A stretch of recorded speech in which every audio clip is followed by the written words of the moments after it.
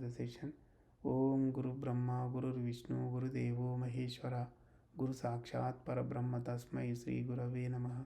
Om Mannado Sri Jagannatha Madguru Sri Jagadguru Mamatma Sarva Bhutatma Tasmai Sri Gurave Namaha. Om Akhanda Mandalakaram Vyaptam Yena Characharam Tatpadam Darshitam Yena Tasmai Sri Gurave Namaha. The only Guru of three religions, Traita Theeram originator, sensational writer, Hindu virtue donor, the Emperor of spiritual kingdom, Sri Sri Sri Acharya Prabodhananda Yogeshwar. We are learning Traita Theeram Bhagavad Gita interpreted by Sri Sri Sri Acharya Prabodhananda Yogeshwar.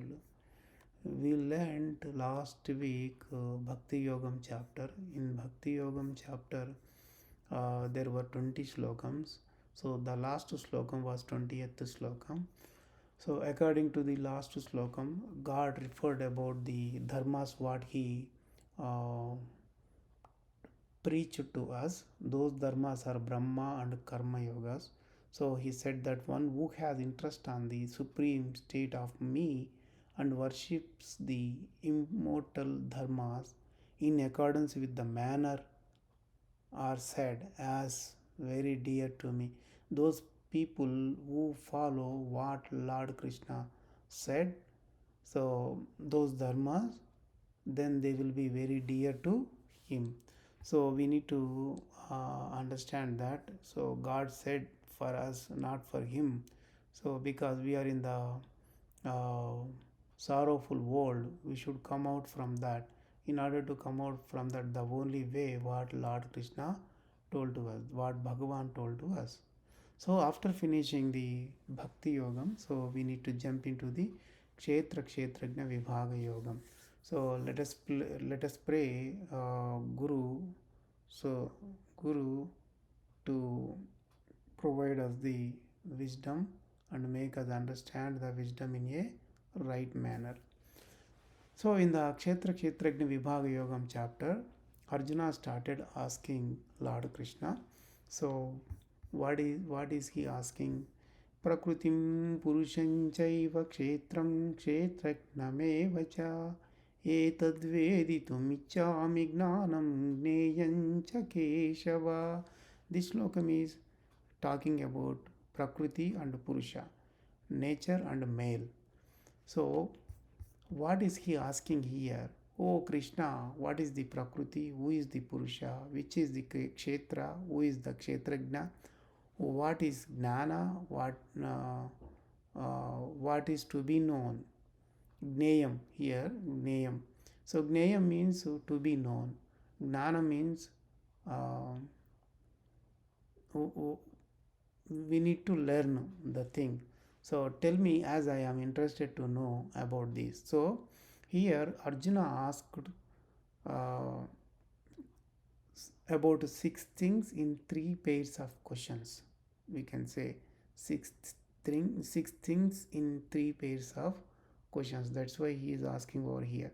So we might have learnt about other terms, some of the terms in the previous chapter. Here in this slokam, the important thing is, so he is clearly would like to know about Kshetra, Kshetragna. These are the new terms coming over here.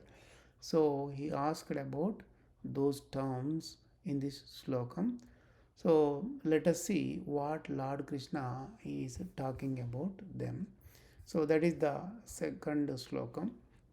What Bhagavan is telling over here. Let us see.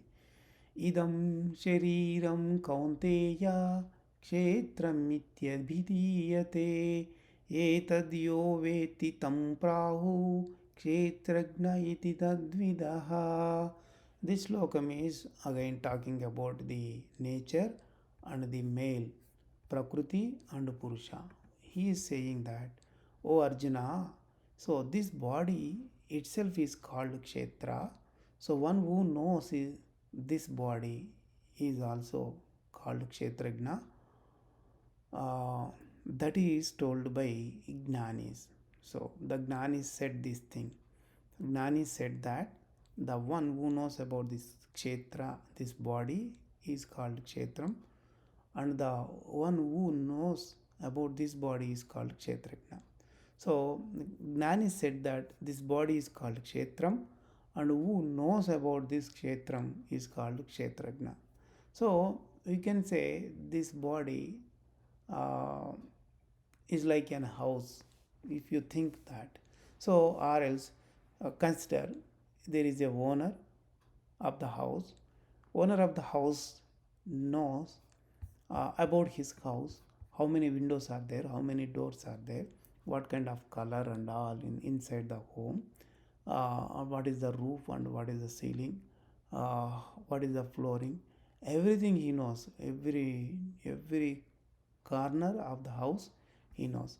Similar way, if there is a acre land for a owner, so the owner will know how many holes are there in his land, and how is the land level of the land, is it slopy or leveled, or which way he can wet the land from top to bottom or bottom to top. Those kind of things, everything is known to the owner of the land itself. So similarly, if you consider our body itself as a field, Kshetra means it's a field, we can say. The field owner is Kshetragna. So there is a owner to this field. So there, so he knows everything about the field itself. So he will have authority to work in the field anyway, which he owns it. So that's why he is the owner of the field itself. Similarly, in our body there is a owner of the body.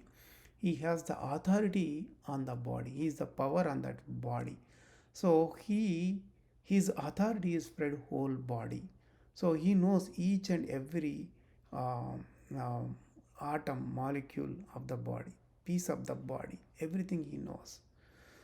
So he is the high command of the body itself. He knows everything about the body. So he is called Atma, immortal soul. The Gnanis are saying that immortal soul is the owner of the body. So here noticeable thing is that some of the people said that uh, Jivatma itself is the owner of the body, knows about the body completely. That is totally wrong. We know that the mortal soul can't do anything except experiencing the happiness or sorrow. So, so saying the mortal soul is the owner of the body is totally wrong. He is not Kshetragna at all. Kshetragna is only the Atma. That we need to grasp that. So this is what about the uh, Kshetra and Kshetragna. So let's move on to the third slokam.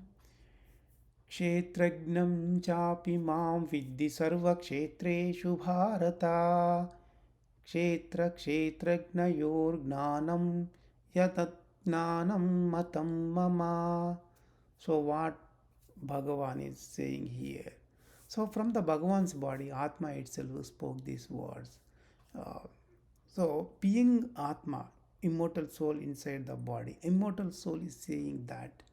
So in all the creatures' bodies, so I am the knower of the body. He is saying that. So knowing about the body and knowing about the Kshetragna inside the body is the true wisdom. That is what uh, Atma is telling. So knowing about Atma and knowing about the body is called the true wisdom. So the knower of the body is Atma itself. He is spread whole body and performing all the actions. So in order to perform the actions, he has to provide the conscious power. That conscious power is provided by Atma itself. So Atma is spread in all the creatures' bodies. The creatures are in n number, millions and billions and zillions in this whole world. So, so the immortal soul is embodied in all the bodies. So where all the bodies are there, in all the bodies immortal soul is there. It is spread whole body. So such that way, in this world there are so many uh, creatures are there. Creatures bodies are there. Creatures are there. So creatures means that creature contains body and as well as living entity inside that. So inside that creature's body, Atma is also there. Atma is immortal soul. So there is a mortal being. The name is one, but in all the bodies there is uh, in each and every body there is a mortal soul, that is a separate mortal soul. In the similar way, for namesake only one Atma, but in every body, every creature's body, there is a separate Atma in that.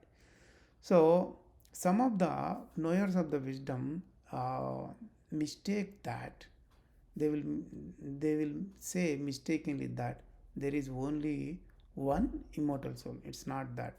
The name is one called Atma, but the Atmas are different in each and every body, because so they have different roles to play in each and every body.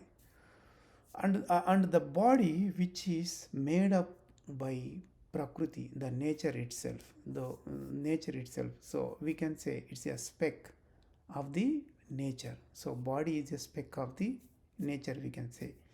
So even though there are so many millions and billions and zillions of immortal souls, they are made by uh, absolute soul. So they are the specks of absolute soul.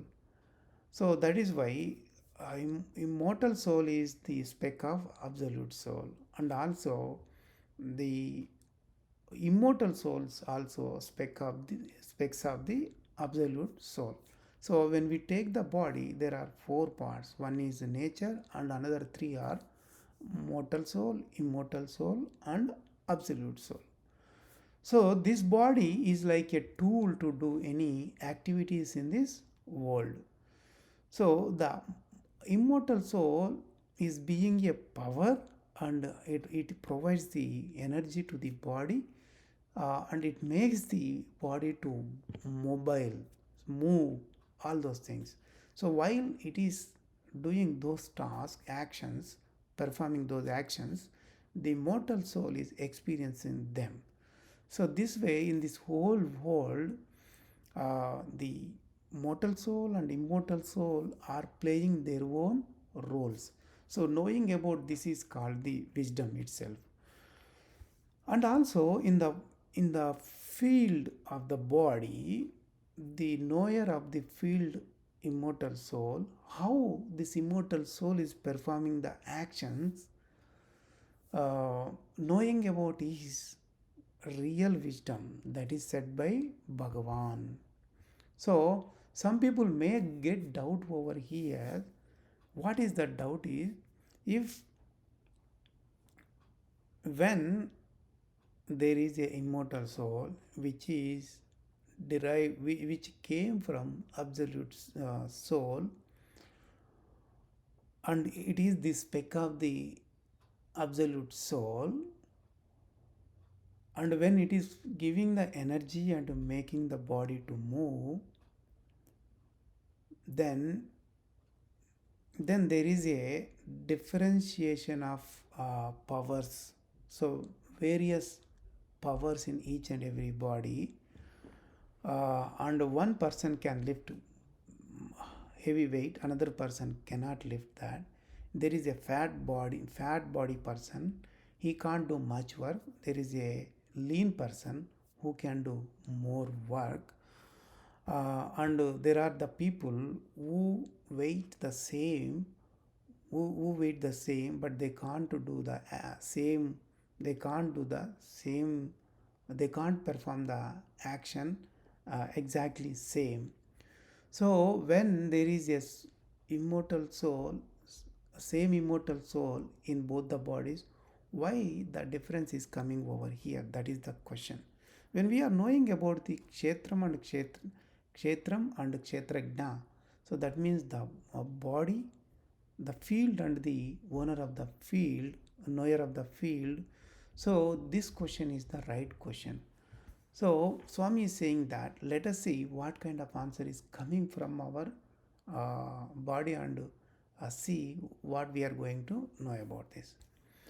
So we might have seen so many people who are weak and who are strong, and who are healthy, who are unhealthy, and some of the people are affected by the disease. Some of the people are not affected, even though uh, they are the even though they are surrounded by bacteria and viruses, and that means they are living in the environment where so many bacteria and viruses are there, though they are not affected by them, they are not getting any disease.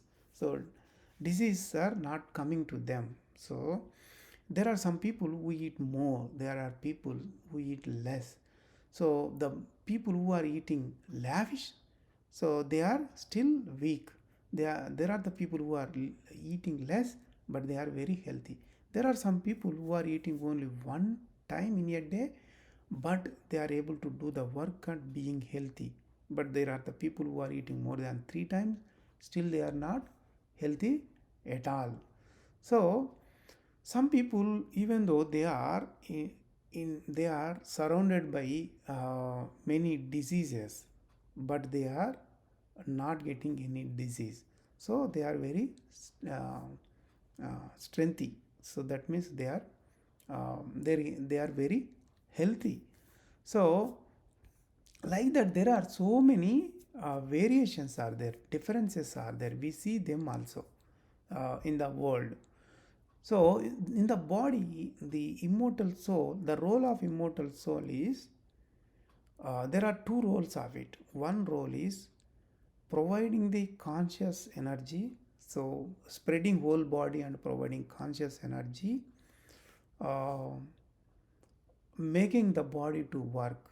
So when it is providing the conscious energy and it is giving energy to the all the cells of the body, so it decides how much tall the body has to grow and how much short it should be.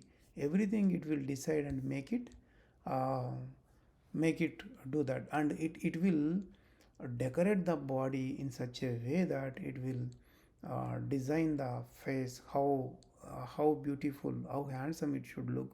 So how much beautiful his nose, and how much beautiful his lips and his muscles and his face feelings, beautiness, handsomeness, everything is done by the Atma itself. So when there is a good shape of the body and beautiness, attractiveness, everything is made by the Atma itself. So it does all the things, it knows.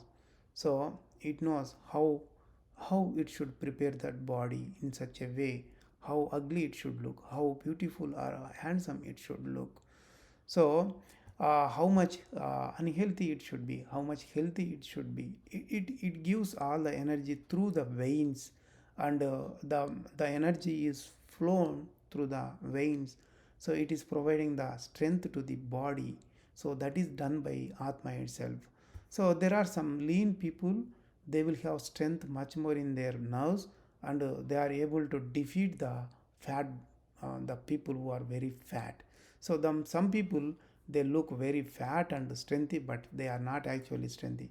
Some people, they look lean, but they are very strengthy, they can defeat the fat persons itself. So Atma, which is residing inside the Brahmanadi, the big nerve, it is the center for that. From there, um, its energy is flown entire body itself. There are some small nerves or veins, so nerves connected to the Brahmanadi, big nerve. From there, it spreads its energy throughout the body, and it will give that energy to all the organs surrounding to that energy centers called nadi kendras, nerve centers. From there it is giving the energy, so the organs are functioning well. So Atma is doing its duty as two parts. One part is to provide the strength and weakness. Another part is to make it healthy, unhealthy kind of things. So many people don't know about this fact. So Atma bases the center as a big nerve. From there, it is spreading all the energy. So all the cells are receiving conscious energy from the Atma, and also the Atma drives the Jiva. Jiva is mortal according to his karma, previous karma. So how much energy it should provide, that much only it is going to provide. So based on that, Atma is moving the body, providing the strength and weakness, everything.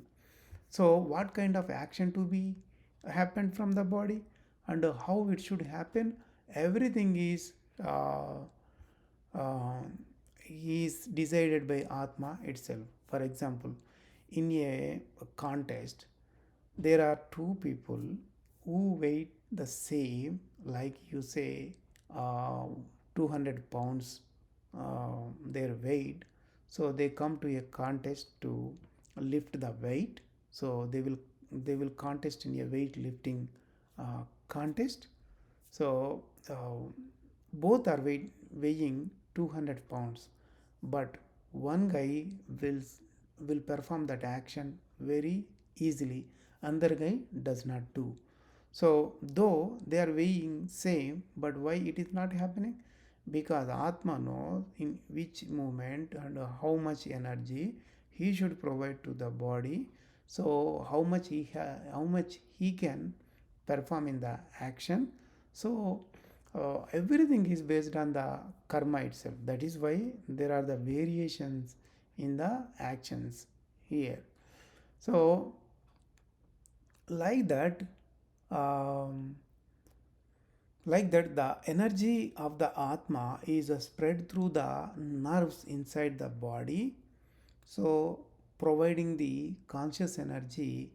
So that conscious energy, when it is spread through that, and it will convert into the liquid form, that comes out as a light, glowing light, that is providing healthy and unhealthy both kind of things. Because of that, the beautiness or ugliness is coming out of that.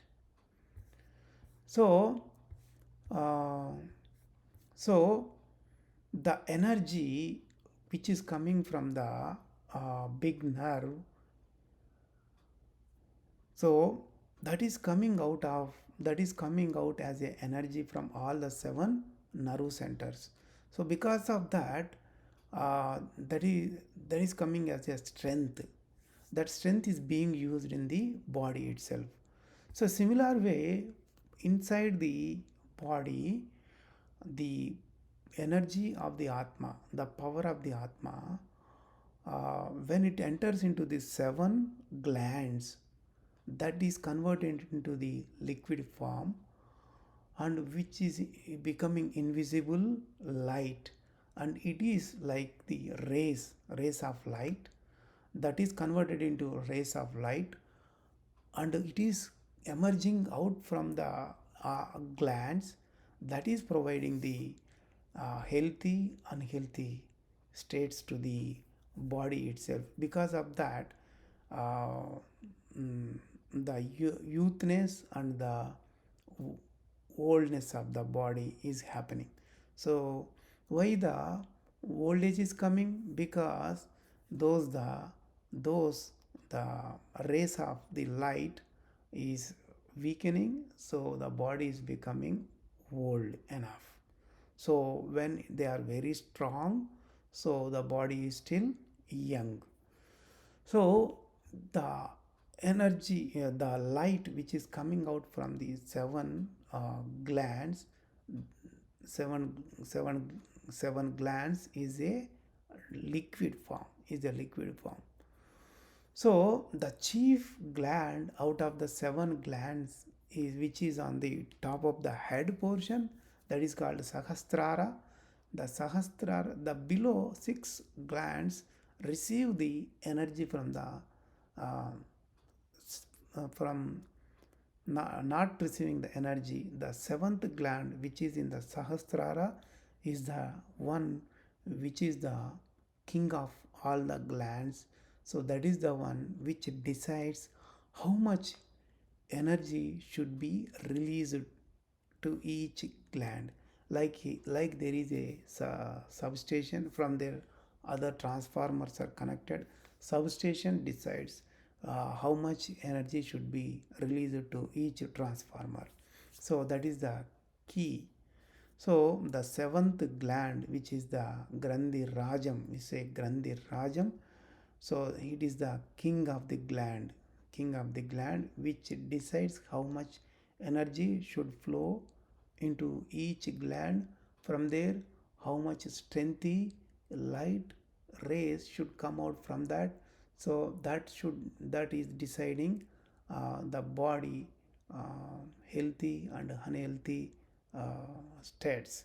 So because of that, people can be of the youth, look like youth or look like old. So uh, so the seventh gland, which is having the authority over all the six glands, it decides how much energy should come out from the glands. So that is the one which makes to work all the six glands. We can stop it over. Let us stop here. We'll go with more in detail with an example in the next session. That's on the next week. So let us do Mangala Prardhana and end the session. Om Mangalam Gurudevaya Mahaniya Prabodhatmane Sarvaloka Sharanyaya Sadhurupaya Mangalam. Prabodharpanam to everyone.